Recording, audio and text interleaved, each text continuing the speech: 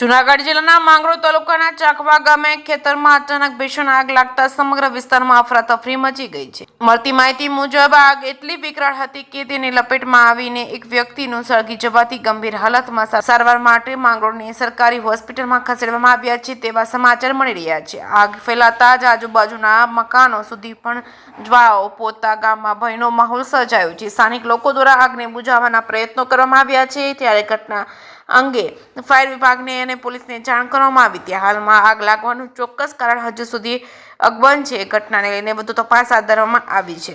જેકે સિંહ ગુજરાતી સાથે વિનુ મેસવાણીયા માંગરોળ।